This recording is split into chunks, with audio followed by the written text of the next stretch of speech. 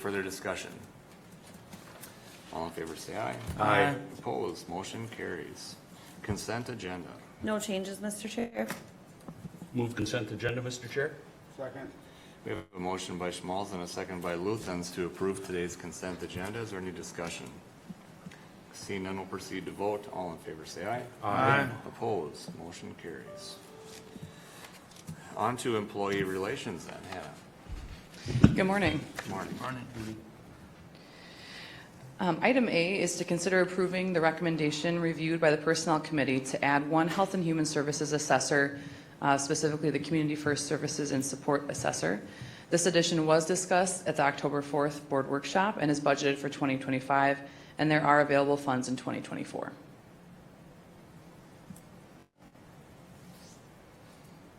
Okay, discussion board.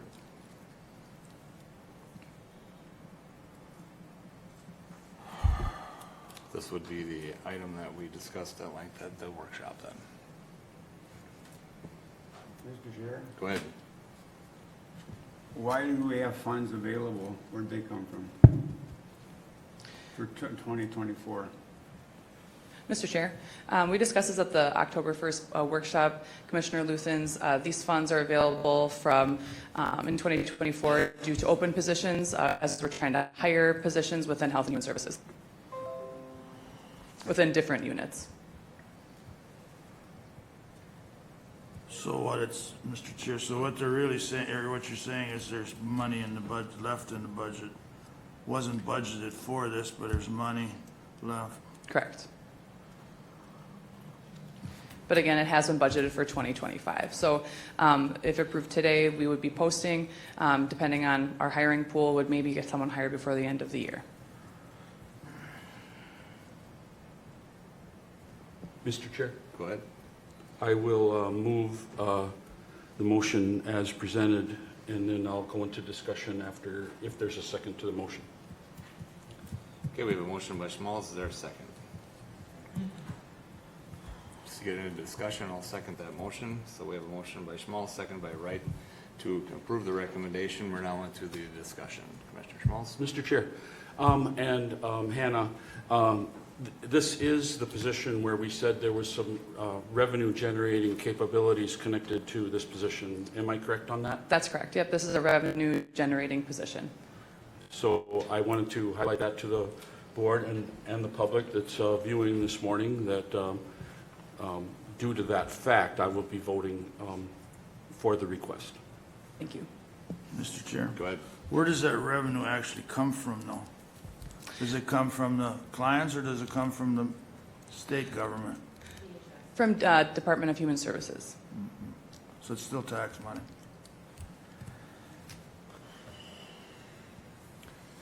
So just to add to the discussion, I guess the change that brought this on, it's not our change, it is a state change, and how this program operates and the assessments that need to be done.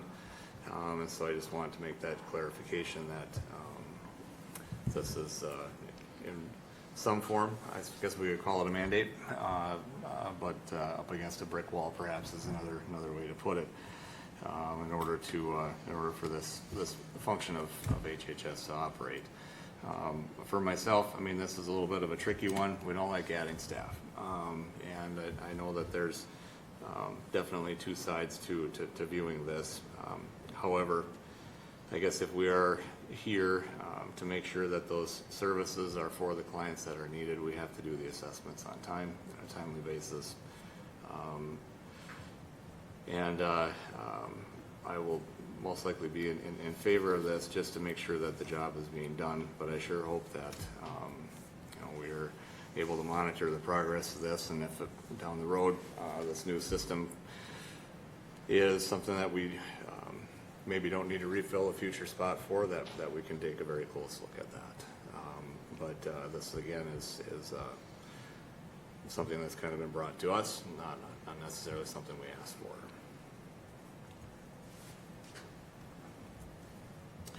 Any further discussion on the motion? Mr. Chair? Go ahead. I'm not going to really comment too much on it. I've struggled with this one pretty hard. I just don't like adding staff, and the worst of it is I'm trying to look out for our county, but the money, the revenue, generating is to me is kind of a oxymoron, because if you don't pay county government, then you'll pay state government, so I'm really struggling with it. Okay. Good comment as well. So any further discussion on the motion? Mr. Chair? Go ahead. And again, speaking in favor of the motion, if this is a way that we can improve the services to McLeod County residents, again, I'll state that I'll be in favor of the motion. Any further comments, further discussion on the motion? Seeing none, we'll proceed to vote. All in favor say aye. Aye. Oppose? Aye. Okay, we'll then do a roll call vote. I will be yes. Commissioner Kruger? No? Commissioner Schmalz? Yes. Commissioner Luthens? No. Okay. Our county attorney? We have 2-2, so the motion does not pass then, is that correct? The motion would fail with a 2-2 This has vote. failed. Thank you for that clarification. I just want to make sure I called that right. Okay, the motion failed. Is there future action that the board wishes to take? Okay, we'll then move on to item B. All right, item B is consider approving the recommendation reviewed by the Personnel Committee to add one Assistant County Attorney to the Attorney's Office. This addition was discussed in the October 1st Board Workshop and is budgeted for 2025. Okay, any questions or action items on item B? I'll move the request, Mr. Chair, so that we can enter discussion. Okay, is there a second? Looking for a second. Last call for a second to the motion. Okay, motion dies for lack of a second. Is there any questions or clarification that we'd like to have on that action item for B? Okay, then I guess we're moving on to item C. Okay, item C is consider approving the Evaluation Committee recommendation reviewed by the Personnel Committee to assign the Support Services Supervisor a grade 190. This is not an additional position, but an updated job description to reflect the needs of this role and the duties required. This was discussed at the October 1st Board Workshop. Mr. Chair, I'll Go move ahead. request. Is there a second? I'll second it. Okay, we have a motion by Schmalz and a second by Kruger. Is there any further discussion on the motion? Mr. Chair, Go ahead. I believe it was discussed in workshop that duties that are assigned to these positions do change and can change, and this will bring what is being asked of this employee up to what we would call just compensation. So I'll be in favor of the motion. Any further comments? Questions, anyone? Seeing none, we'll proceed to vote. All in favor say aye. Aye. Opposed? Motion carries. Thank you. My last item is item D. Consider approving the Evaluation Committee recommendation reviewed by the Personnel Committee to assign the Public Health Grants and Finance Coordinator a grade 140. Again, this is not an additional position, but it is a new job description to reflect the needs of Health and Human Services. This was also discussed at the October 1st Board Workshop. Mr. Chair, I'll move the request. Okay, we have a motion by Schmalz. Is there a second? Second. We have a second by Kruger. Do we have any further discussion? Mr. Chair? Go ahead. As stated previously with the last position grade that we changed, discussed it at workshop. Again, the grade is changed to fit the criteria that we're asking the employee to do. So with that reasoning, I'll vote in favor of the motion. Do we have any further discussion?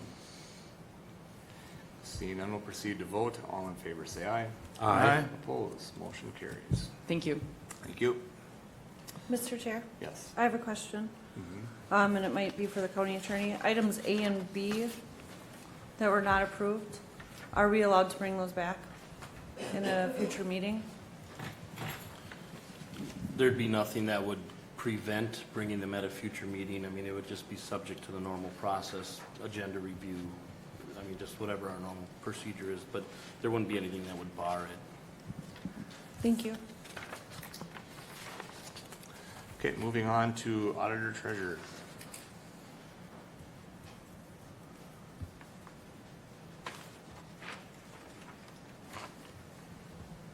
Good morning. Good morning. I guess I have 2 items for you today. The first item relates to Carver County and joint ditches with McLeod. So Carver County CD5 and CD7 are already established public drainage systems with currently benefited lands only in Carver County. Both systems are currently in the redetermination process, and during the viewing, the viewers have identified additional parcels for McLeod County. So pursuant to Minnesota statute section 103E.235, subdivision 2, a public drainage system established or benefiting land in 2 or more counties requires the formation of a joint county drainage authority board with at least 1 member from each county board of commissioners. Carver and McLeod counties are taking joint and concurrent action through identical resolutions to each select members from their respective boards of commissioners for appointment to the Carver and McLeod JDA for CD5 and CD7, and to prescribe the process for filling future vacancies in membership of the Carver and McLeod JDAs. Just for your information, the JDA CD5 member for appointment is Commissioner Doug Kruger, District 2, and the JDA CD7 member for appointment is Commissioner Nathan Schmalz, District 1.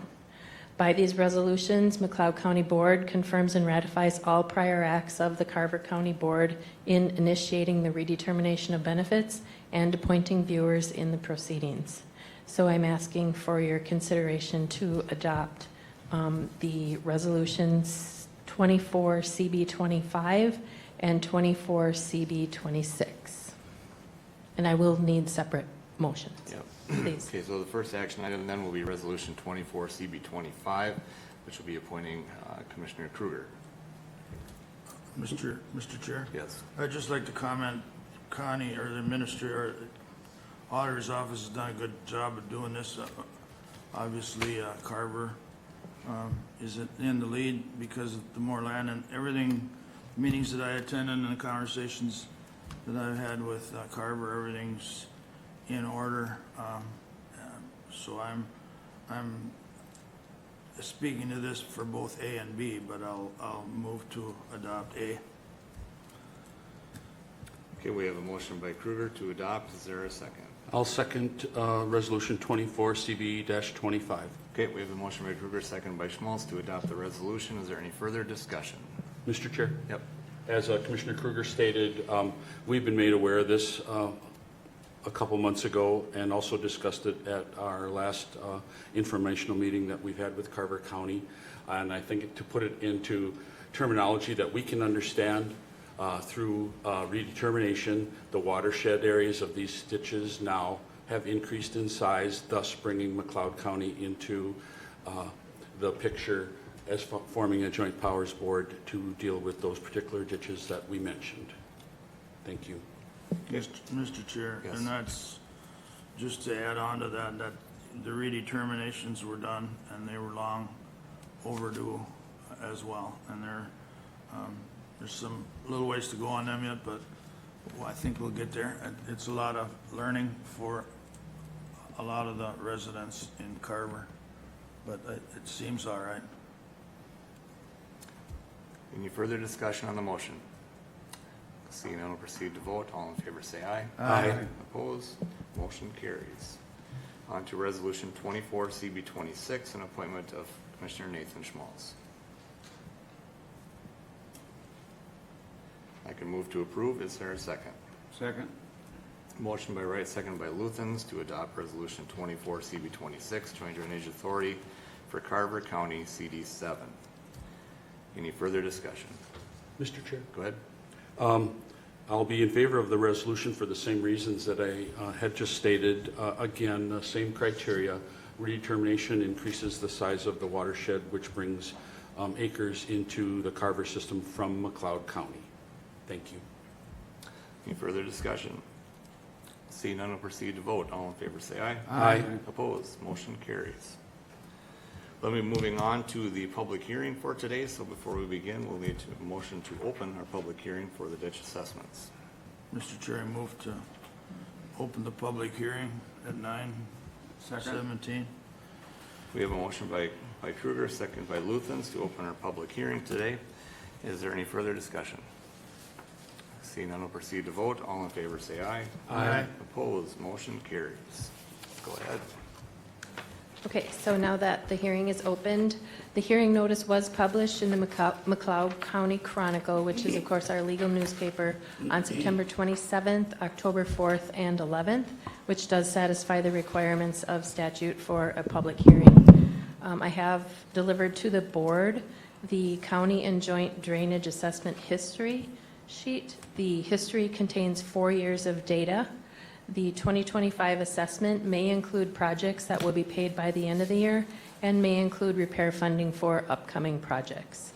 The 2025 assessment amounts were discussed with the drainage inspector, SWCD staff, auditor, treasurer staff, and me.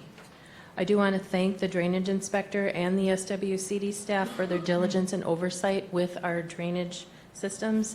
They're very responsive and thorough with the landowner requests. Some 2024 totals for you: repairs and improvements of $1,253,109, and spraying and inspector services of $43,785. And then, as a reminder, spraying is paid for by the riparian aid that we receive from the state, and then there is no cost to the drainage systems. I will summarize some of the larger projects for you in verbal, so that our listening audience knows, because that is a larger amount than we've had in past years, but we've completed additional work this year. So CD5 did have a ditch cleaning of $30,100. CD8 had tree removal and a historic review for $165,940. CD10 had tree removal, a clean out, and historic review for $55,415. CD28 had tree removal and riprap install for $43,574.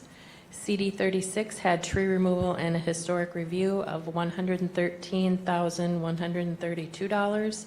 JD8 McLeod Sibley had that separable maintenance and improvement for $428,385. JD18 had a cross-county invoice of $76,000 that we paid to Sibley, which was for rock hauling and placement. And then they also had a culvert replaced. That was $50,586. And JD28 had paid outlet fees to CD28 for $34,636. So that total of just those 8 systems is $921,768. I just wanted to give, since it was such a high amount, a little breakdown. Mr. Chair? Go ahead. Thank you, Connie.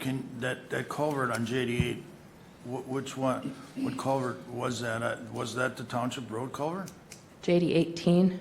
Oh, that Culvert? was 18? I thought you had mentioned 8. Okay. JD18. Didn't follow fast enough. Thanks. Sorry. Okay, and then next, I will provide the assessments by drainage system. Please add comments or suggestions as you wish. When we've completed with board discussion and public comment, I will take one motion. So now I will go ahead and just read the assessments. If I can find the right page. Okay, CD3, $4,000, 1 year. CD5, $45,000, 1 year. CD8, $60,000, 1 year. CD10, $11,000, 1 year. CD12A, $15,000, 1 year. CD13, $32,000, 1 year. CD15, $15,000, 1 year. CD16, $23,000, 1 year. CD18, $5,000, 1 year. CD18 for the redetermination is $30,622.17 for 5 years. CD19, $10,000 for 1 year. CD19 for the redetermination was $104,691.45 for 5 years. CD21 is $15,000 for 1 year. CD22, $12,000 for 1 year. CD25, $6,711 for 1 year. CD26 for redetermination was $29,417.57 for 1 year. CD 27 is $6,000 for 1 year. CD 27 redetermination, $42,458.01 for 1 year. CD 28 is $26,000 for 1 year. CD 29 is $18,000 for 1 year. CD 36, $15,000, 1 year. CD 32 redetermination, $107,665.67 for 9 years. CD 38, $2,000 for 1 year. CD 38 redetermination is $33,893.64 for 5 years. CD 40, $21,000 for 1 year. CD 64, $45,000 for 1 year. JD 5 Sibley McLeod, $4,000, 1 year. JD 9 McLeod, $35,000, 1 year. JD 15 McLeod Sibley for redetermination, and this amount is for the McLeod landowners only, is $91,705.44 for 5 years. JD 15 Renville Sibley McLeod, $1,290.32 for 1 year. JD 17 McLeod Sibley, $12,000, 1 year. JD 18 Sibley McLeod, $75,000 for 1 year. JD 24 Sibley McLeod Renville, $30,000 for 1 year. And that is the full list. Just one other item to note, all of the ones where I did say redetermination, those have already been board approved at the redetermination hearings, but I did want to list them on the annual drainage levies also. Mr. Chair. Go ahead. And Connie, can you educate us on where what triggers going to a 5-year or a 10-year payback on some of these ditch systems? So mostly those were in redetermination, and we do look at the acres and, you know, how much per acre it is and how it will affect the landowners when the board considers their redetermination. And Mr. Chair, and a follow-up question, if I may. And it doesn't mean that a person can't, or a landowner can't pay the full amount upfront. Am I correct on that? So I That mean, is they correct. don't have to go on the payment system. They can pay the full amount, one-time payment upfront. That's correct. If they're prepared, they can prepay the whole amount and avoid all interest. Thank you. You're welcome. Mr. Chair, Go ahead. can you go back to it'd be the number 685, I don't know, I just didn't quite understand that one. It's the Renville Sibley McLeod, JD 15. Oh, number 6, JD 15 McLeod Sibley, the redetermination. That's So- what that is, that's the number on the redetermination? The $91,705.44, correct, but that's only the McLeod landowners, so when the board would have approved it, it would have been for more to include the Sibley landowners. But the assessment is for 1290? Oh, I'm sorry, that's Renville. That's a different JD 15. Yeah, Okay. $1,290.32.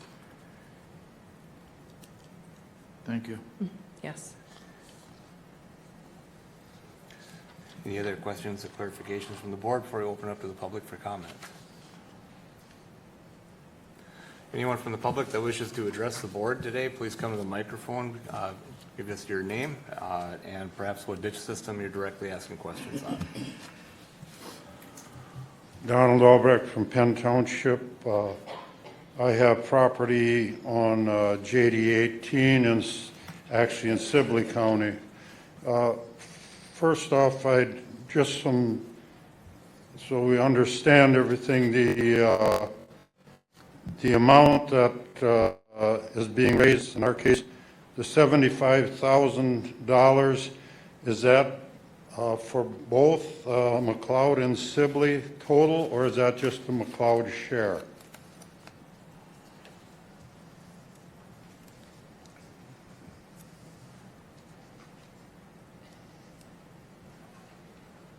Go ahead. The $75,000 is for the McLeod landowners. Just the McLeod landowners? Yes. Okay. And the other question is there any balance in the account for JD 18 presently?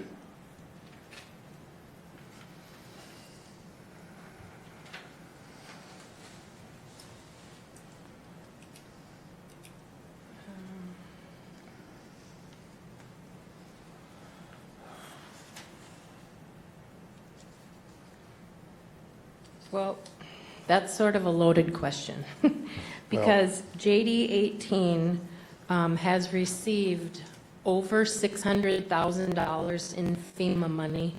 We are still expecting a little over $200,000 in FEMA money, I think. And right now, I have the JD 18 account after everything negative by $244,000. So you don't, you know. it's Well, I'm just trying to get an idea where the accounts are actually at this present time. Thank you. The other question I have is the authority of the ditch inspectors, how much they can spend before they have to come back to the ditch authority or the commissioners on projects on the systems. There's, you have a general number that they can expend. And that number was raised. Yeah, so on the joint ditches, we do have an agreement between multiple counties that the number, we did raise it, Connie, is it 60? 60,000? Yeah, on a joint Before they ditch. have to come back. That was, Mr. Chair? Go ahead. That was at a joint meeting of all our counties and our joint ditches where that was the number that they arrived at and passed. With But I have one that, other clarification here, Connie. It's back to this loaded question. I just want to make sure that the clarification, so that people don't get, that money that's in, Donald, you just said that you were on Sibley County. That money for FEMA is basically for McLeod County, though. Yep. Am I not right?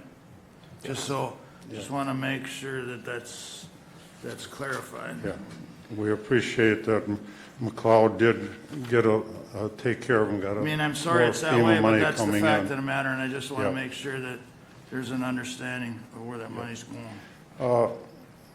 Then another generic question is basically your ditch inspector, how much authority do they have on doing projects? Are they basically taking care of the washouts and so on a case-by-case basis?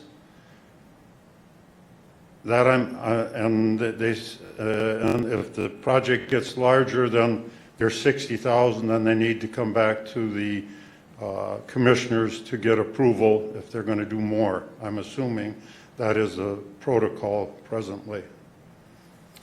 Pretty much, and then, I mean, there is a point to where projects get big enough where they have to come here for approval to approve quotes or contracts for large projects. But I mean, with Adam and Ryan here, perhaps they want to give some examples of their findings. But small projects need to be taken care of, and when they get to be much larger and they hit the threshold for the county quotes and getting bids, then that needs to come back here for a full board approval.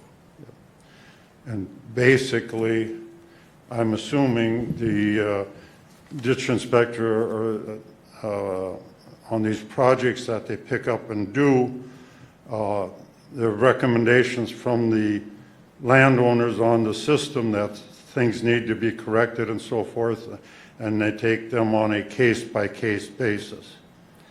And that's one of the benefits of being able to have the staff that we have, is that we can go and inspect these systems. If there's one washout, perhaps there's more. And so they're looked at. Obviously, mobilization costs can be some of the worst expenses to pay. So if you're in the area with the machine, make use of it while it's there. Then the next question I have for you is, what authority do they have to go beyond the scope of whatever the landowners approved for improvements on the ditch, or you as a county board approved as projects?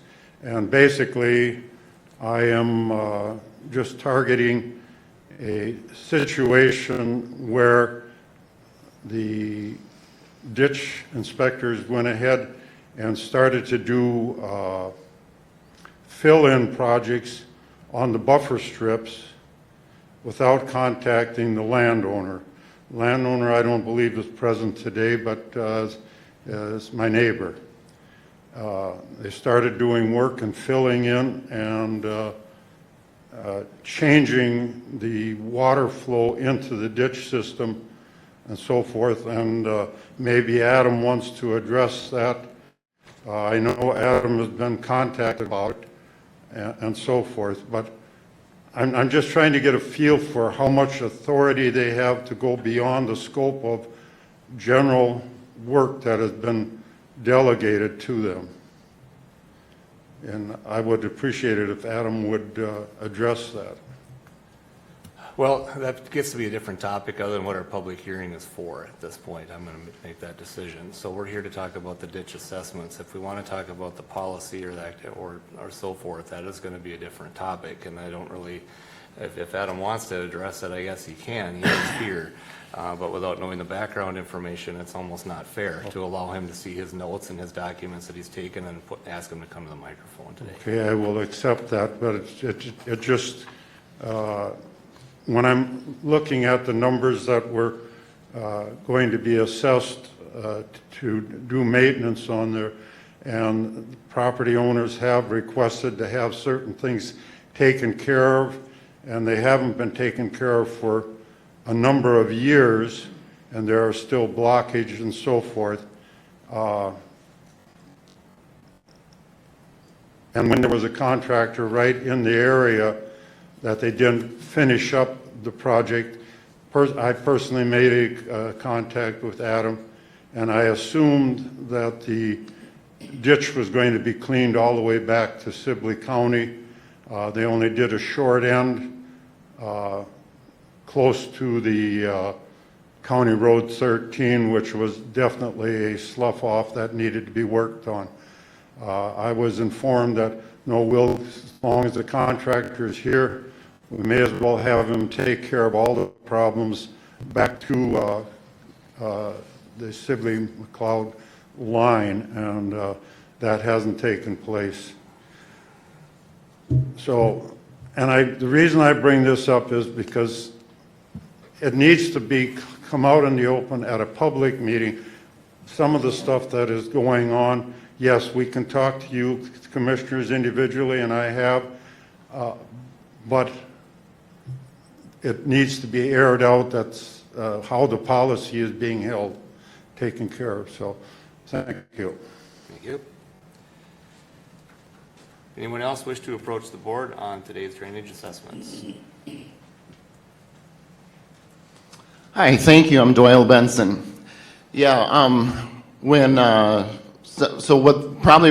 of the reason that came up was that when the cost of our ditches, of repairing our ditches go up, we end up having to fund it. And so, yeah, that is actually relevant for today with the assessments.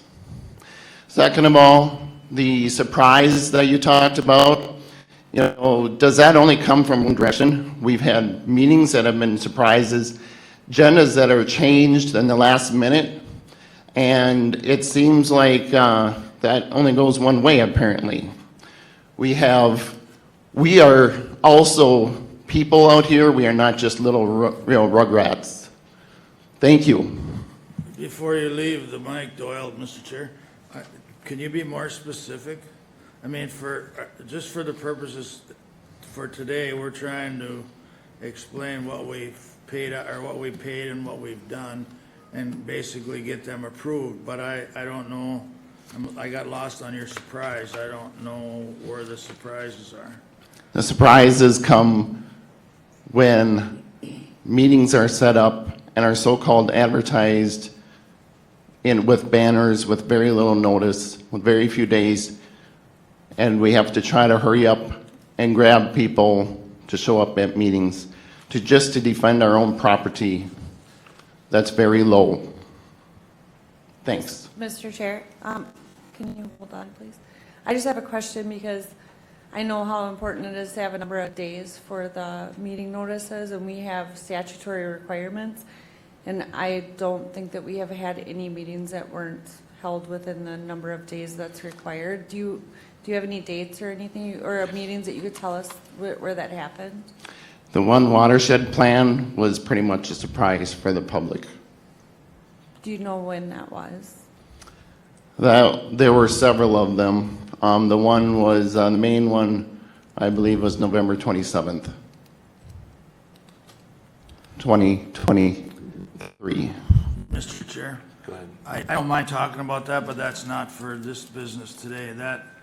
I've been with Watershed One plan, whether I like it or not, that's my business, I guess, but I was at that for 10 years.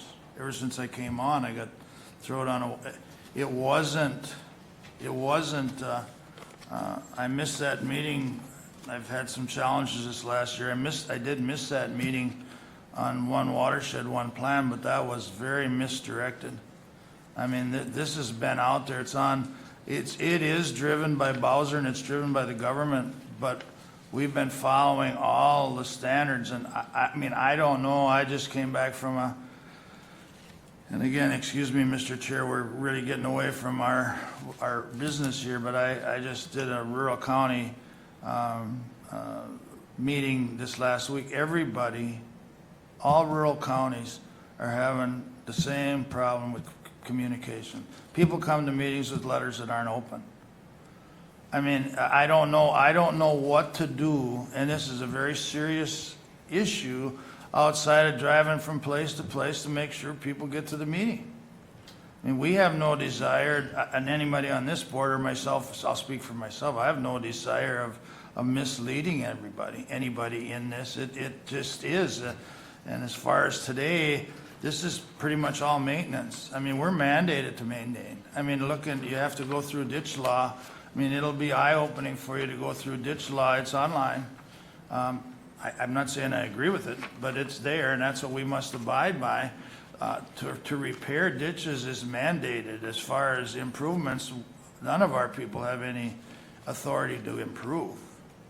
They have authority to fix, and that authority is half mandated. I mean, we are mandated as a board, every county is, to keep their ditches in repair. I mean, it comes with a lot of things I don't agree with, but that is a mandate, and I'm trying to share information that I would hope that you would look at.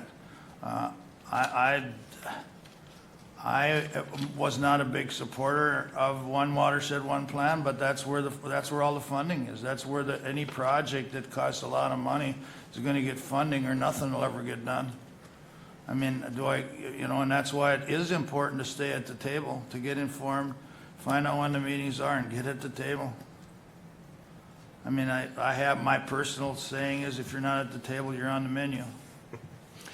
So in other words, what you're saying is you guys were mandated to work on that ditch that was, that Don was talking about. And you were Yes. mandated to do that without contacting the owners. That's what you're really saying. Because that's the fairness that was discussed earlier, is it seems only fair from both sides angle, not just from one way. Correct, and you live out on the western end of the county. I mean, you always there's a difference between a county ditch and a joint ditch. You kind of got to remember, I mean, our guys did a good job of wrangling up FEMA money. They're still working on it. I mean, and that's why it's kind of hard to get you the numbers that you really want and probably deserve, but Sibley County didn't. And I don't want to go a tit for tat on what they're doing. And I think we're doing a good job on getting that money out, although all the money isn't here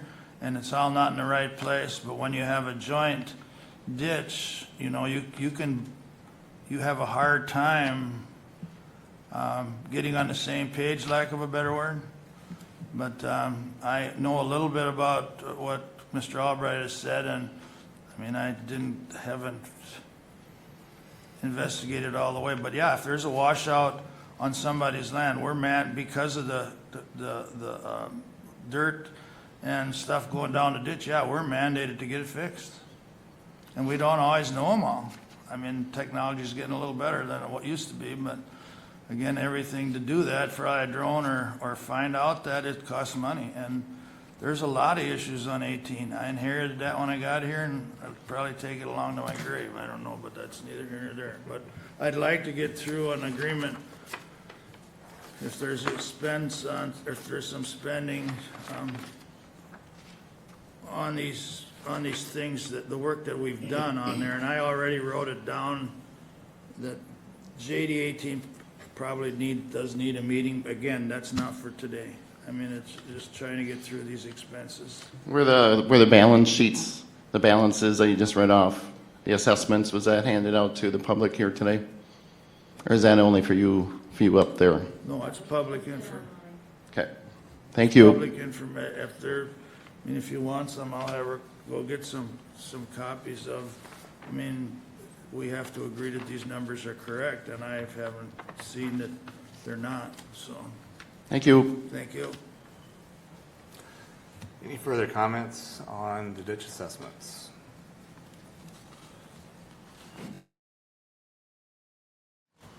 Does it make any sense?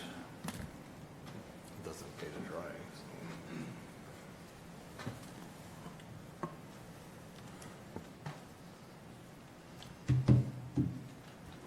Well, the reason I'm here today is because of the notice that was put in the paper.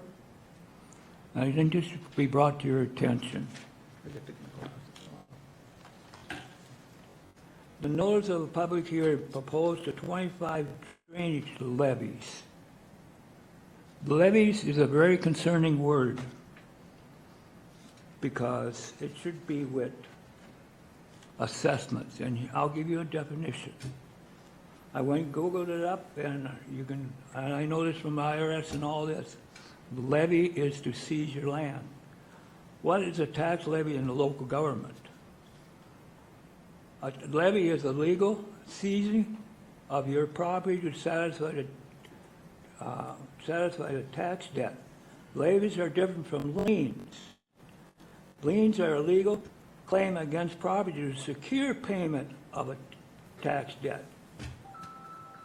While that, what the hell is the word I can't, actual takes property to satisfy the tax debt. Oh, they seized property. Let's see. Yeah. That's what's so concerning, because on JD4, you got a lien on that ditch system already. And why are you adding on a public notice levies? This is recorded against our property. And these ditch systems liens were never recorded. But for some odd reason, you guys are putting liens on our property, and that's not right. And now my next question is, this is for Commissioner Wright. Who controls the benefits of the drainage system? Landowners, county, soil and water conservation, or the state of Minnesota? Who controls them? Who's in charge of them? The landowner, the ditch system belongs to the landowners. The county board acts as the ditch authority to make decisions to administer repairs, so forth. Well, did you read I don't want to get in an argument with you, but did you read the final order, what you adopted? I don't have it here, but the final order, what was sent in 2019, it says you adopted the benefits only. And on top it says the viewers gave I don't have the correct wording, but the viewers gave the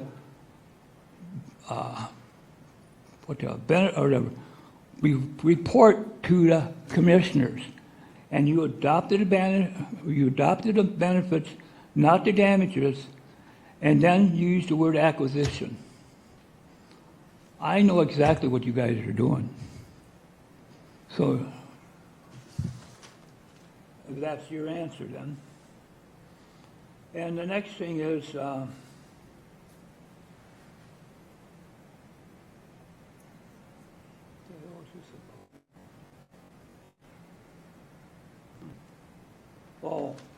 I was going to show you that this petition was served to all you commissioners in March. It's about the Constitution, okay? And you commissioners are supposed to, you took an oath to the U.S. Constitution, and you should uphold it. But in what's going on here, I don't believe it is. And like I've been saying for 6 years, I've been criticized for it. The county's coming after your property and the state. Say that again? The county, for 6 years, I've been saying that the county is coming after your property. And there's solid proof of it when you put a document on that notice, levies. And here's another thing, what's very concerning. And this, I don't have the complete copy of this, I just got this. But this was attached to the liens. And on here, I can't say for sure, but on my land, I got 9 linked properties on the tax statement, 5 parcels, and the 4 blank ones are in here. And what's on here, it says, McLeod County lien, grantee, lot numbers, 1, 2 through 40. And this is what happens when you siege properties. And I asked the board not to pass that notice the way it was put in the paper. It should be redone as an assessment, not levies. Mr. Chair, Go ahead. I'm sorry if you said it, sir. I didn't hear you. What's your name and where do you live? Pardon me? What is your name and where do you live? Jim Steinbach from Stewart, Collins Township. Which township? Collins. Thank you. And that's all I'm going to get into today about the notice. But that notice is improper. And another thing is, I noticed JD4 was no maintenance done on it last year, and there's nothing on there this year. And I wonder who's going to be assessing us on that ditch system to the Chief Assessment Officer, Sue Schultz. Thank you for your time. Anyone else wish to approach the board? Mr. Chair. Go ahead. There's one comment I can't really let go without saying something, that the county has no interest in seizing anybody's land. We have our hands full, we have attorneys, we try to do our best to follow state and federal guidelines. Right. Now, if you want, do I agree with all them? That's not for today or any time. I don't necessarily, I'm sorry, Mr. Jarrett. Commissioner, we basically try to do maintenance on whether it's roads, ditches, or whatever. We have no desire to, I mean, this fight needs to be taken somewhere else, and I really don't want to go all day here. This is, I mean, splitting hairs on assessments or levies. This is what was spent, and we have to pay. I mean, we pay the contractors, we do what we have to do, and the people that are on the system, it's your ditch. We're just try our best to manage it. So. Okay, I'll make one more comment. When McLeod County took me to court to close that hearing or to close the up, I gave Paul Wright and Mike Young an agreement to protect my property. And I begged the court to let me record it, and they did not do it. They wouldn't do it, they wouldn't recall, or they wouldn't answer the question, or wouldn't respond to it. It's that simple. All of us landowners should have had agreement. The drainage system belongs to the landowners. And they should have made an agreement with the ditch authority for a non-transfer, only what they can do for that buffer strip. That's what should have been done. It's wide open for taking. It's wide open. I told the court that too. And I begged the Mr. judge. Chair, we need to move on, and Thank you. the buffer strip issue, nobody ever took it to court. I mean, again, I could go around in circles all day, but we need to get our business done. We're in an open hearing, so, I mean, we, Yep. So the purpose of the hearing today is to look at the drainage assessments. Just a quick question for the attorney's office. Have all of the requirements for notification in the process to do this annual process, have they been met? They have been, I mean, this is on our regular meeting schedule. There was a specific notice published. I would also just note that if you look at the proposed resolution that was included in your packet, and if that's the resolution that comes before the board for a vote today, that refers to the 2025 assessments on drainage systems, and it uses that assessment language. And just for the purpose of clarification, for anyone who hasn't reviewed that proposed resolution in the packet, I don't see levies mentioned anywhere in there. I mean, Connie can probably clarify that, but it's a resolution regarding 2025 assessments on drainage systems. But yes, as far as public notice, those requirements were met for a regular meeting. Thank you. Any other comments from our auditor treasurer's office? The verbiage that was used on the notification is the verbiage that has always been used. The heading at the top does say on proposed 2025 drainage levies. Within the body of the notice, it does state that the County Board of Commissioners proposes to levy assessments on such lands for the purpose of creating a fund for any necessary maintenance and repairs of the various county and joint ditches, you know, on and on. So I do believe that the notice was satisfactory and clear. We will have it reviewed again internally. Okay, thank you for the clarification. Looking for any additional comments or concerns on the assessments for today? Mr. Chair, Go ahead.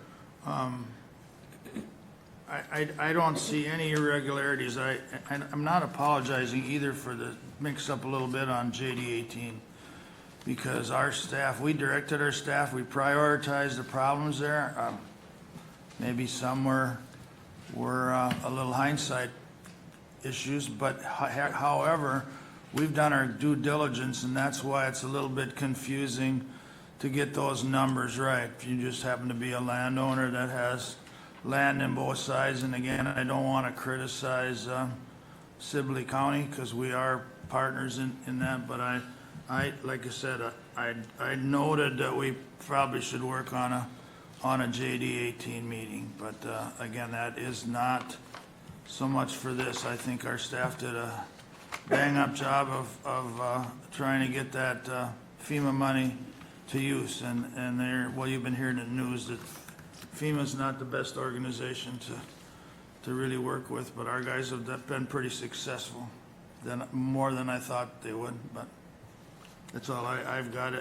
Or do we adopt this in the hearing, or do we adopt it in our board meeting? We'll adopt it within the hearing. We do have to set the interest rate on the next motion, so. With that, I will move to adopt 24 CB 27. We have a motion from Commissioner Kruger to adopt our resolution today. Is there a second? Second. We have a motion by Kruger and a second by Schmaltz to adopt resolution 24 CB 27 to set the 2025 drainage assessments. Is there any further discussion? Mr. Chair? Go ahead. I think, you know, throughout this process of dealing with our ditches and our public drainage systems, we try to use the word transparency. And I really hold that to my heart, knowing that the proceeds affect parcel owners. So some parcel owners will comment that, why didn't we fix this 2 years ago? How come it takes so long? Well, part of that is trying to be transparent with the process, to be patient with the parcel owners. Generally, we act too slow. I've never heard a complaint about us acting too fast. But Transparency is very important in the process, and also speaking to your neighbors who are on the system, educating yourself and your neighbors on the process helps a lot. Attending the meetings is extremely important, because that's what us as a drainage authority go by when we start making our decisions.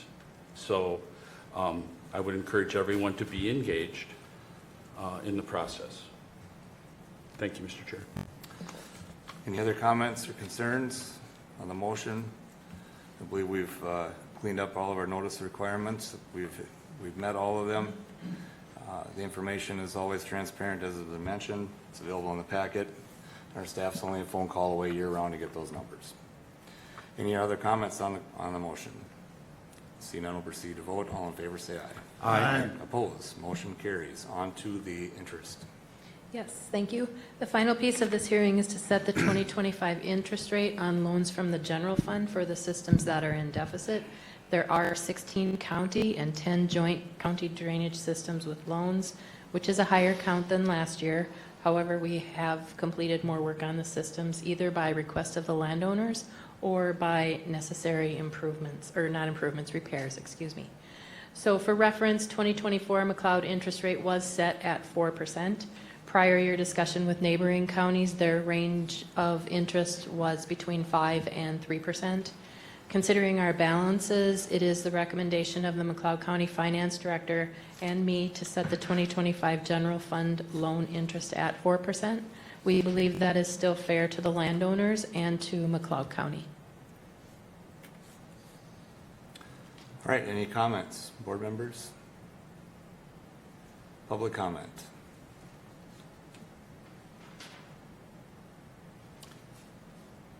Mr. Chair, Go ahead.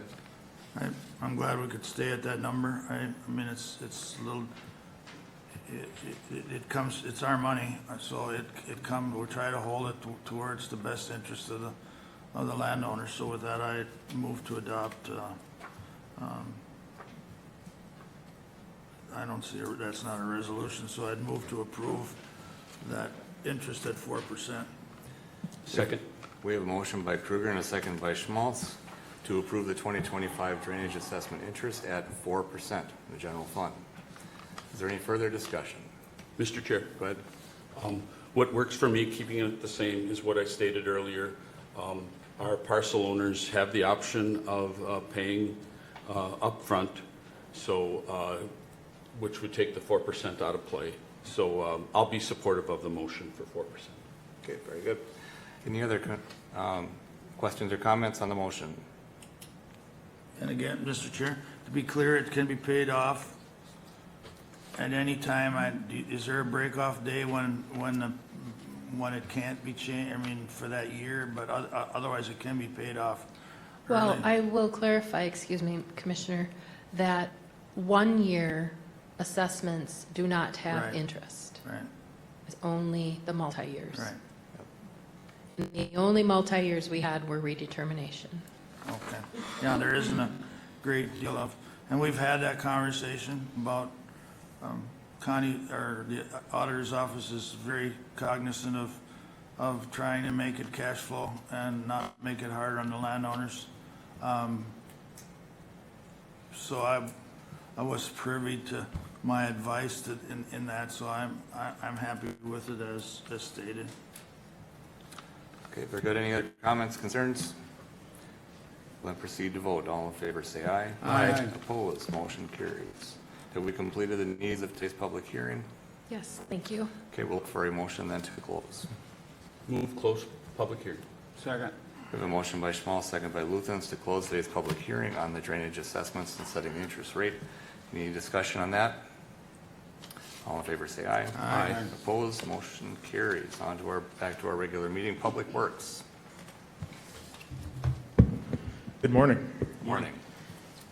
Consider approving an estimate from UHL Companies of Maple Grove for a door access system in the new Fairgrounds building at a cost of $13,449 with funds from the designated for capital assets budget.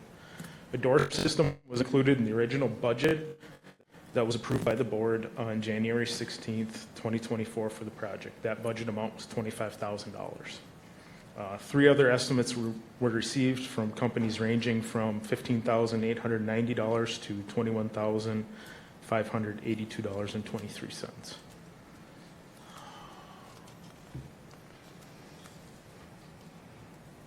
Okay, questions, anyone? I have none, I'll move to approve. Okay. And second. We have a motion by Kruger and a second by Schmaltz to consider approving the estimate from UHL at a cost of $13,449. Any further discussion? Seeing none, we'll proceed to vote. All in favor, say aye. Aye. Opposed, motion carries. Item B, consider approving change order number 1 for County State Aid Highway 115/25 roundabout project at a cost savings of $19,093.85. The contract called for placement of a couple of non-breakaway lighting units. The lead time on these units would have been 6 months after completion of the project. The contractor requested a substitution due to lead time, which was approved at no cost increase. The contract also called for placement of handholds, conduit, and wire along Jefferson Street southeast for future city lighting. The city had these lighting materials in stock and asked to have their specific materials installed in place of the materials called out in the contract. So this was essentially furnish and install materials and labor trade for just install. Mr. Chair? Go ahead. I didn't know, excuse me, Andrew, because I talked to you about this, but I didn't notice till right now that I see this is non-breakaway. How do they decide where, is it high-risk areas that go with breakaway and others they don't? Correct. Or is that the only? Correct. Okay. I suspect that I didn't catch that on the first round. And non-breakaway are cheaper, I assume, or? no? The same cost. Same price, really? Yep. Okay, thank you. With that, I'll move to approve. Okay. Second. We have a motion by Kruger and a second by Schmaltz to consider approving change order number 1 for County State Aid Highway 115/25 roundabout, cost savings of $19,095.85. Is there any further discussion?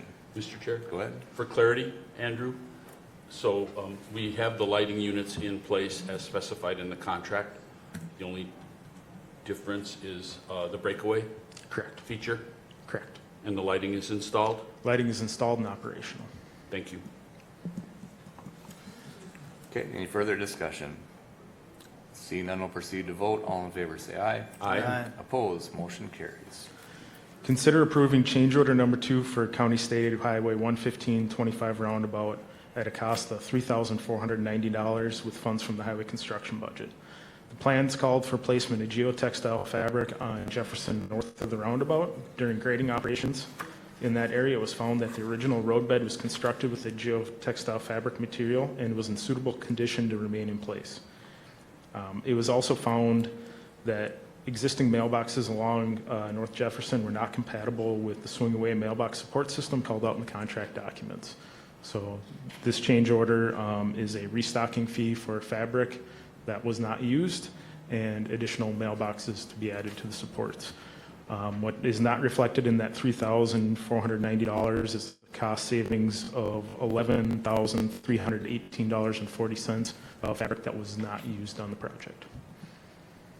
Mr. Chair, move change order number 2. Second. We have a motion by Schmaltz and a second by Luthens to consider approving change order number 2 from McLeod County Highway 115/25 roundabout project at a cost of $3,490. Any further discussion? Mr. Chair? Go ahead. Just a thank you for, I don't know who caught it, but that we actually got this done. There are people today that would have just been into it halfway before they said, oh, we could have kept that. But so I really appreciate that. Yep, our staff did a really good job on this one.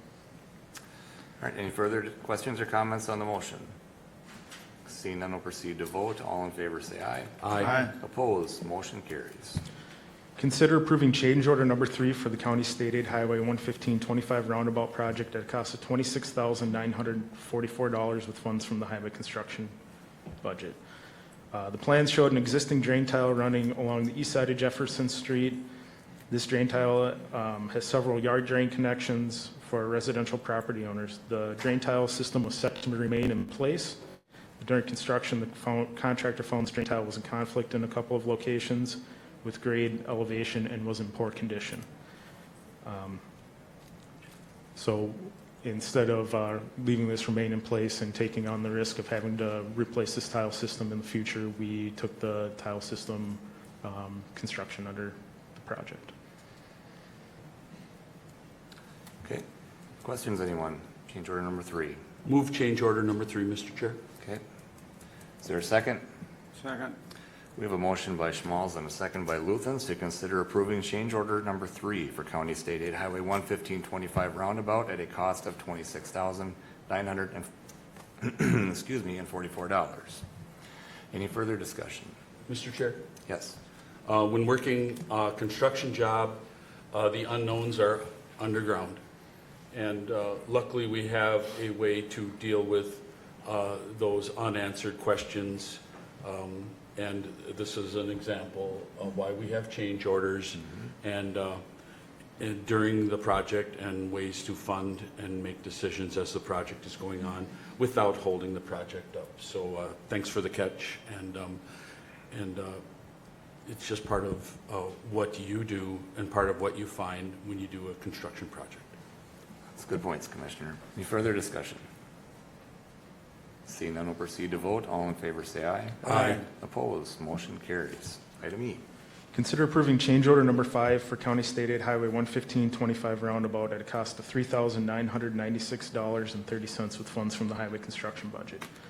Traffic control was moved each night by locals to allow unlawful access to the site. This created an unsafe condition and was detrimental to the work being done. It was determined that additional traffic control is necessary at the following locations to mitigate safety concerns: concrete J barriers at the east and west project limits on Airport Road, and additional Type 3 barricades with flashers for road closures at the 115 Airport Road roundabout east exit and at the intersection of South Jefferson Street and 160th Street. Okay. All right, change order number 5, everyone. Move change order number 5. Is there a second? Second. We have a motion by Schmalz, second by Luthens to consider approving change order number 5 for County State Aid Highway 11525 roundabout at a cost of $3,996.30. Is there any further discussion? Mr. Chair? Go ahead. When I read through the packet and reading item E, I wish it wouldn't turn out that way. I mean, I don't know why people don't have a little more respect for the process. It really puts a bad taste in everyone's mouth, and now the effect is us spending more money. It's just too bad. I don't want to say it's a society we live in today, but it's just to protect the investment we're making. That's really what it's about. I mean, access was always maintained during construction of the project, and moving barriers for one's own benefit is just not applicable in these cases. So thanks for bringing them forward. Good points. It's just about trying to keep these work areas safe, and I did hear many times about people trying to go through there and what it was going to, the continual cost. And it was very frustrating. We get asked, why do things cost so much? And it is because of someone else's actions. We're just trying to keep this safe for workers, keep projects online, and here we go, more money. So we do have a motion to approve. Is there any further questions or comments? Seeing none, we'll proceed to vote. All in favor, say aye. Aye. Aye. Opposed, motion carries. Thank you. Thank you. Thanks, Andrew. Into the Health and Human Services, Barrett Spores.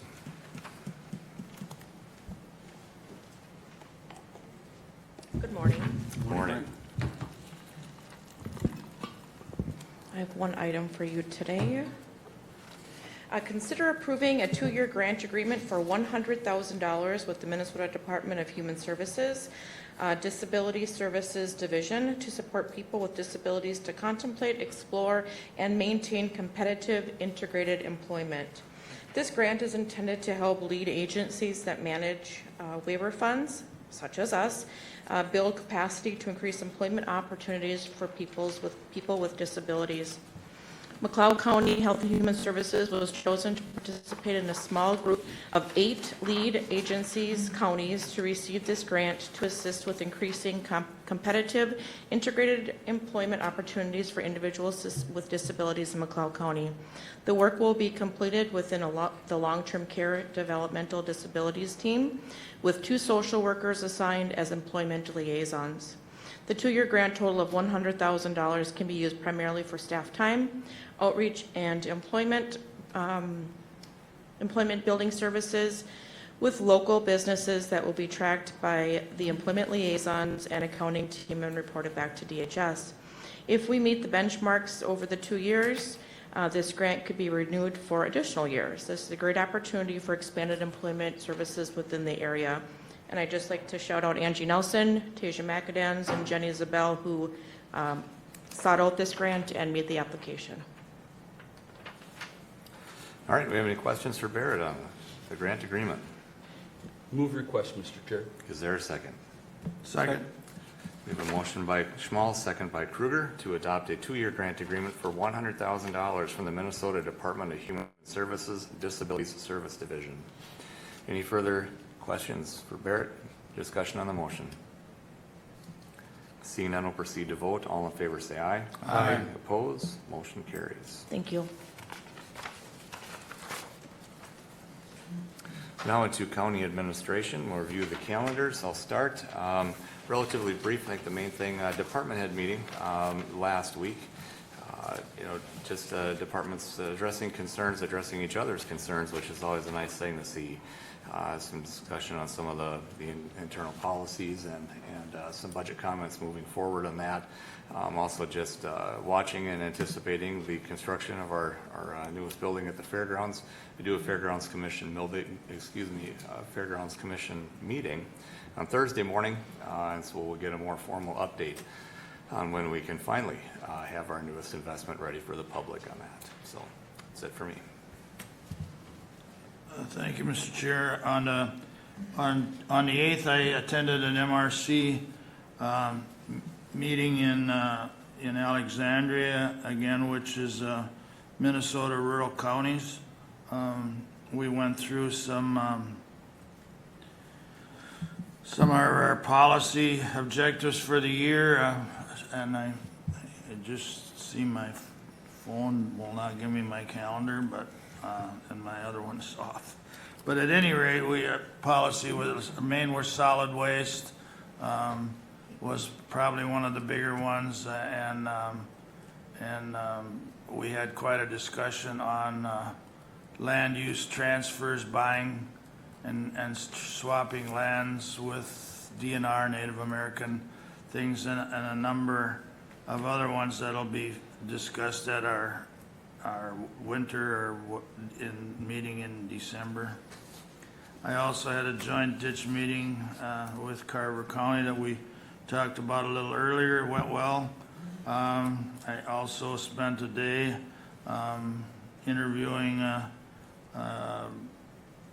facility manager for our gut wells for all our buildings, but we had some really interesting applications, so we're going into another round with that. And then on the 10th, I had a drainage work group Zoom call.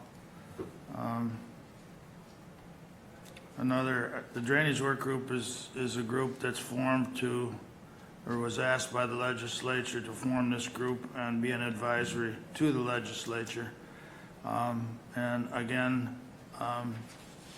corn growers, bean growers, counties, MRC, DNR, there's a number, and then special interest groups are at this meeting trying to move ahead, and it moves very slow. And we try to get a consensus or close to it on as much as we can. Again, trying to get some policies to present to the legislature in the upcoming session. That brings us to today. Thank you, Mr. Chair. Okay, thank you. Commissioner Schmaltz. Thanks, Commissioner Kruger, for your report. After our county board meeting on Tuesday the 1st, we held a workshop. Many of the things that we saw on today's agenda was discussed at the workshop. And then on Thursday the 3rd, I watched the Prime West Joint Powers Board meeting on Zoom. And I'll let Commissioner Luthens highlight that meeting as he attended that meeting in person for that day. On Monday the 7th, I had a CHB Executive Committee meeting. We could do that by Zoom, but we discussed quite a few issues pertaining to the CHB and the Joint Powers Board meeting coming up on the 31st of October. On the 8th, myself, along with Commissioner Kruger, participated with the Carver County informational ditch meetings pertained to JD1, JD4, JD5. We laid the groundwork on how to proceed with these systems, and luckily Commissioner Kruger and I could attend those meetings by Zoom. On Wednesday the 9th, I attended a SHAC retreat. SHAC stands for the State Community Health Services Advisory Committee. My involvement with SHAC originates from me chairing our CHB.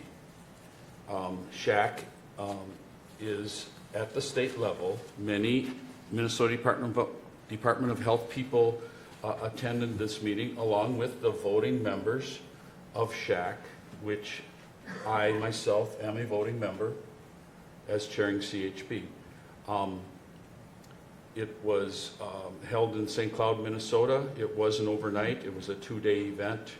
I want to say there was honor given to those who have served, and I think there was 3 or even 4 people who have served public health for more than 40 years.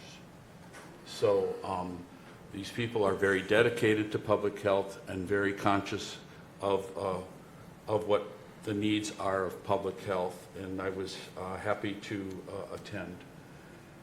And then yesterday, we did what we call insurance openers with our union reps in McLeod County. We had 3 different unions listen in on our insurance opener, and luckily we could all do that by Zoom as well. Thanks, Mr. Chair. That's my report. Thank you, Commissioner Luthens. Thank you, Mr. Chair.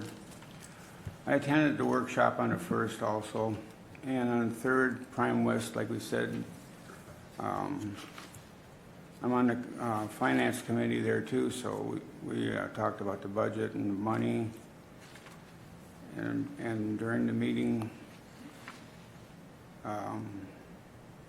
Jim gave a couple of reports that were pretty good.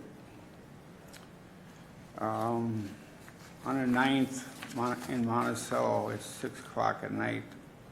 I did not attend, but they celebrated their 40th anniversary, which was Minnesota Center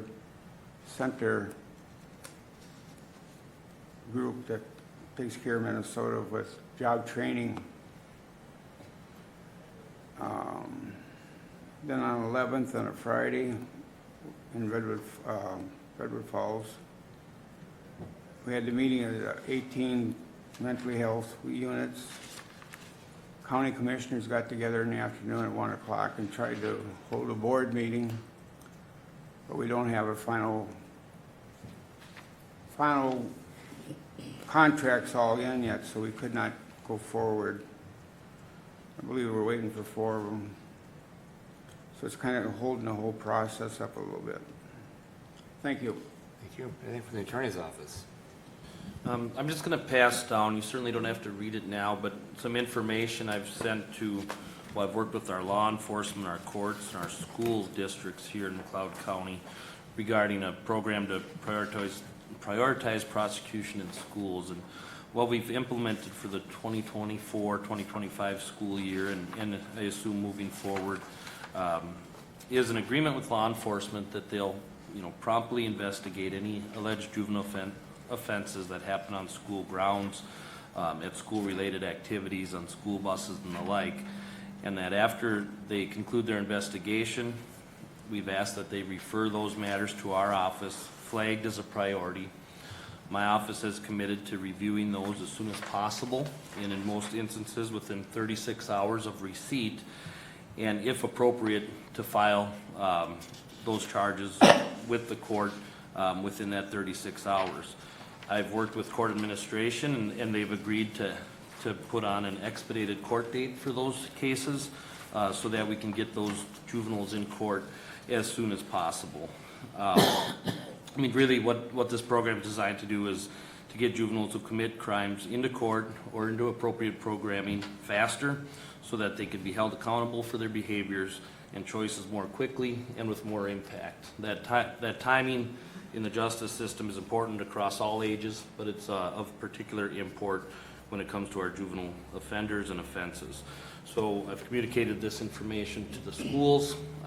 This program was spurred by input from some of our school resource officers, some concern about how long it can take a case to move through the court system, and I certainly appreciated those concerns, and I think this program will address most of those in an effective way. So we've only had a couple of referrals so far this school year. Hopefully we don't have too many, but of course as the school year progresses, it's inevitable that we do have some offenses that occur on school grounds. So just feel free to take a read through. It talks about the program in more detail, how we plan to partner with schools and law enforcement, and if asked, we're happy to provide training to both the school resource officers and school personnel as requested. So just wanted to share that update. So thank you. Thank you. Mr. Chair? Go ahead.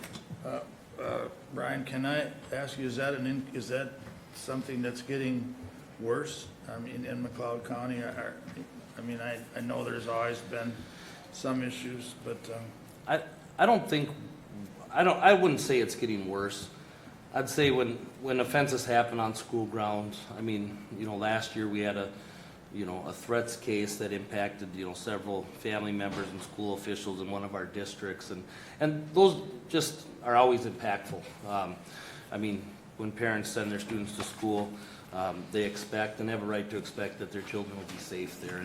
And historically speaking, schools are still one of the safest places for students to be. The rate of offenses is relatively low, but when something does happen, it impacts that whole school community. So I think to show that prompt response, so that not only the offender or any victims involved, but also school personnel and just other students, if they see it come to a resolution quicker, I think it sends the right message. Some of these would get lost in the system, and it would be, the school year might be over before they're making their way into court. And I mean, what message does that send to anyone involved? So it's not really this isn't in response to our juvenile filings are up across the board in many areas. It's not necessarily related to just school-related activities or offenses. But we have to start, we can't prioritize every offense, or none would be a priority again. So schools is one of the places where we're putting that extra emphasis. is that just, I didn't get a chance to look through this. Is this just public schools, or is this any school? This will be any school that gets, any school, and again, we have to rely on law enforcement to flag it as a priority for us, but this would apply to any school district in the county. And I know things have changed, especially over the years on the responsibility of parents.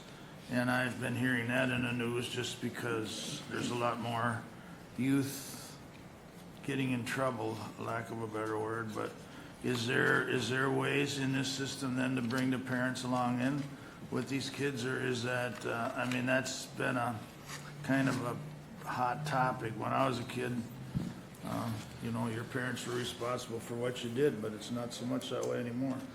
I mean that certainly is a challenge. There are cases like our children in need of protection and services that impact the parents or guardians in a more direct way, where they're hailed into court and requirements or expectations are placed on them and case plans to meet.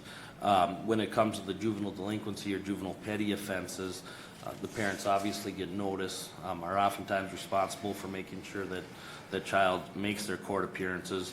But we often don't see the support at home that we'd like to, and that's a strong predictor of the children that we're going to see, if we're going to see them again, or, for some of these kids that have that support at home, they get in trouble, and, sometimes the consequences from their parents at home are more than what the judge is giving, and those are oftentimes the kids that we're not seeing again.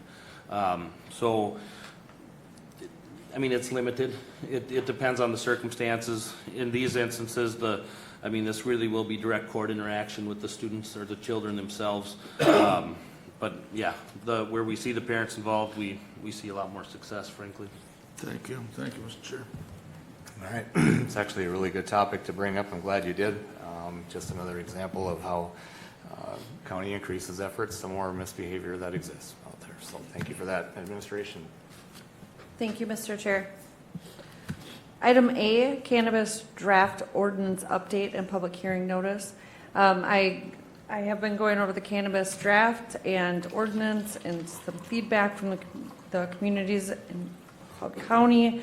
The attorney Ryan Hanch has helped me with that, as well as our auditor treasurer Connie Kurtzweg. We did meet again last week with our townships and cities, and it went well. We had a good turnout, so thank you to those that attended, and their feedback is helpful. We've told them to continue giving us feedback throughout the process, and they have been, so thank you. Some of the considerations for your review today that I need feedback on to move forward, I'm going to list. However, first, I just want to go over a short timeline. We plan to present you with a final draft on November 5th so that we can hold a public hearing on November 19th. So today we would schedule that. Looking for final approval if possible on December 3rd. Reason being that if we don't get that far by December 3rd, that we have one more meeting where we could have a little bit of room to move. That public hearing on November 19th would be for a final draft and for any zoning updates. We'll meet with zoning next Wednesday. They have a meeting. I'm sorry, but I can't think of what the committee is called. That meets in Hutchinson. Planning Commission? Thank you. The Planning Commission is meeting, and I spoke with Mark Tuletsky, and although one person will be gone from that meeting, we hope to get all of their feedback and be ready to move before our next meeting. With that, what I need from our board is if you have any feedback on these items beyond what we would recommend. You can limit your cannabis retail locations, as you know, and with our population, you could limit that to 4. There is some desire from our communities to do that, some of our communities that want to adopt our ordinance. However, some of them just expressed no opinion. We know that the cities of Glencoe and Hutchinson likely plan to adopt their own ordinances. The city of Winsted may adopt ours if it meets their needs. The townships are pretty concerned, of course, because they don't really plan to write their own, but they're more worried about the cultivation and manufacturing and growth side. And that can be addressed with zoning as well. We can limit the municipal retail locations. You can prohibit it. You don't have to. And municipal locations cannot surpass the number of retail locations if you set a number. You don't have to set a number, but you can. And if you set it on the minimum based on our population, the minimum you can set it at is 4. The next application period will open in the fall. And so far, I believe that there were 12 applicants. Is that correct, Ryan? Because it had increased since the last time we looked at it, it was 11. I believe that. I don't have an updated It's number. around there. That doesn't mean that those people are approved. Those are qualified applicants. Sheila, can you just go back over those dates? The hearing is on you're asking to do it on when? 19th. So we would like to present final draft and any zoning changes needed to you on November 5th. Then have a public hearing on November 19th. I believe you could vote that day. I don't know that you will, but probably not. And then looking for approval on December 3rd. Going back, There's interest in using maximum state allowable fines, fees, distances from certain establishments like schools, recreational areas. Like I said, there's interest in manufacturing, delivery, retail, hours of operation, signage and advertising standards, and cultivation guidelines limits within zoning. I had all of those optional areas highlighted on the last draft. I didn't add them in because we didn't know where we were at. However, the drafts that you see from here on out will have those included with some recommendations for you to review.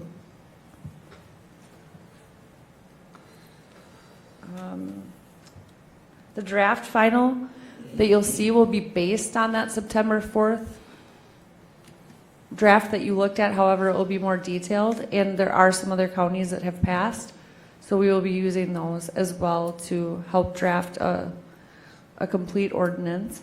One thing I asked the cities and townships to keep in mind was that if this is a new arena for everyone, this can be changed if you don't do it exactly how you want to. I think that there's some fear that it's hard to move backwards in restricting things. And so when you're looking at that minimum of 4 locations, you could expand that later, would be one way to look at it if you find a need for it in your communities or a desire. And of course, future county boards can change things as well. So it feels very final and scary for some of the cities and townships, but I just reminded them that they can adopt ours. Maybe they're not ready to do one and change their minds later. And I would just encourage you to do the same if they come to you. Just remind them that they are allowed to adopt ours, but if they change their mind down the road, they would have to go through public hearing process and all of that, but it is an option for them. So we would insert those items in our zoning ordinance that need to be addressed with some recommendations for you. See you at the next meeting with a draft that has all of those things included. Ask you to have a public hearing on November 19th. We would set that date today. Post it as required, as we always do. And then look for an approval on December 3rd. Commissioner Luthens, we put December 3rd in the case that it wouldn't be able to be done by then. If there were more things needing to be addressed, we'd have one meeting left this year. Okay. So that is all I have for that update. Any Okay. questions? So you'll be looking for a motion to set that public hearing on the 19th? Yes. Okay. Any proposed time, use 9:30? That would be good. Okay. Is there anyone that wishes to make that a motion? I'll make a motion. Okay, we have a motion by Kruger. Is there a second? Second. We have a motion by Kruger and a second by Schmaltz to have our public hearing for the cannabis ordinance on November 19th at 9:30 here in the McLeod County Boardroom. Any questions or comments on that? Is that a recommendation to have all the board members here? We always recommend that. Well, I know that, but I mean, it's deer hunting week. I can never figure out why my calendar's open that week, and that's why. Sure. But anyway, I'm just saying, I don't know how, I'm not too worried about this particular subject. I mean, you said it all, it's open, there's gonna be a lot of changes made before this is all. We have another date, and I've never had an issue come up where the county board wasn't able to take care of what they needed to. I have no issue with it, and things might not work out for me anyhow, I'm just curious, trying to prioritize. Sure, and that's the day to get this started anyway, so it can be an ongoing, but we do have somewhat of a deadline to complete the task. Correct. So, any further discussion on the motion for the 19th at 9:30? Seeing none, I'll proceed to vote. All in favor say aye. Aye. Opposed, motion carries. And then Mr. Terra would ask that a public hearing is set for 9:45 a.m. for the zoning, in the case that we need it to change anything with that. 19th at 9:45, the zoning component. Yes. Any addition to that, or is it to the motion, or no? I think it should be 2. We'll just do a second motion on that. So we're looking for the zoning component to be at 9:45, that same day on the 19th. I'll make that a motion. Okay, we have a motion by Kruger. Is there a second? Second. Second by Schmaltz for the motion to have the planning and zoning portion of this issue on the 9:45 on November 19th. Any further discussion on that? Seeing none, we'll proceed to vote. All in favor, say aye. Aye. Opposed, motion carries. Thank you. Item B, consider adopting Resolution 24CB28, supporting Operation Green Light for Veterans through Sunday, November 11, 2024. We did this last year. You'll see the county buildings that we can change the lights on easily lit up green to support veterans. And we wanted to put that on this agenda so that the public has an opportunity to do that week as well, if they're interested. All right, we're looking for a motion to adopt Resolution 24CB28. I will move approval. Is there a second? Second. Motion by Wright, second by Schmaltz to approve Resolution 24CB28, supporting Operation Greenlight for Veterans through Sunday, November 11th, 2024. Any further discussion? I know last year we assembled a very large green light to put on top of our silo at some 90 feet in the air, and you could see it for 2 miles away, so we will be lighting that up again. Any further discussion? Seeing none, we'll proceed to vote. All in favor say aye. Aye. Opposed, motion carries. Thank you. Item C, notification of board workshop following the board meeting on Tuesday, November 5th, 2024, at the McLeod County Government Center, 520 Chandler Avenue North, Glencoe, Minnesota. Okay, we're to the end of our agenda. We do have a closed meeting coming up discussing real estate, and we'll get to the details on that. But before we go that direction, we'll open it up for any open forum or press relations. Open forum or press relations that wish to address the board. Seeing none, we'll move on to our closed meeting. The language required for the motion to go into this will be, we need a motion to move into a closed session pursuant to State Statute 13D05, subsection 3C, to develop or consider offers or counter offers for the purchase of real estate located along Chandler Avenue North, Glencoe, Minnesota, and 212 6th Avenue East, and 214 6th Avenue Street E. That is the motion that will be required. Or we may or may not take action after. Clarification. I mean, if there's action to be taken after, we'll have to reopen the session to summarize or you take that action. It'll just depend on where things go in closed session. Well, we don't have to recess, do we? We'll just go into closed session. We go into close now, Right. and then we'll reopen and recess. I'll make that motion. Okay. Second. We have a motion and a second to go into the language by our county attorney of the closed session pursuant 13D.05 subsection 3C by Kruger and Schmaltz. Any further discussion? Seeing none, we'll proceed to vote. All in favor say aye. Aye. Aye. Opposed, motion carries. As soon as the room is available, we'll be in. You want me to grab one down here? I don't know how good that is anymore.